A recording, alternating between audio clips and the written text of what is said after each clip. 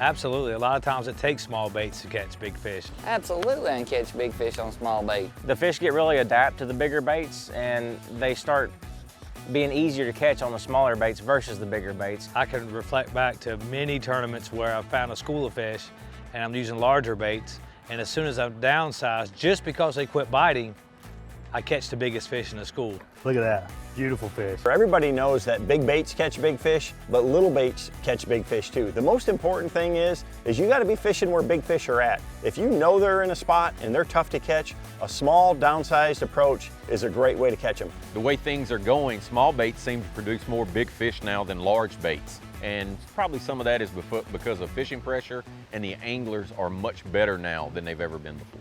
This is gonna sound like a silly thing to say. I don't know if anyone's gonna believe me when I say this, but I've caught more big fish on a drop shot than any other bait, up to 12 pounds.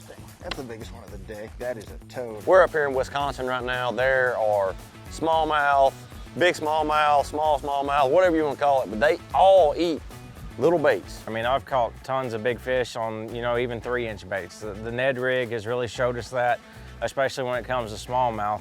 I mean, I've caught, one of my biggest fish I've ever caught was like a 10-pound largemouth, but I caught him on flipping a little small bait. So don't think you got to throw big giant swim baits to catch big fish.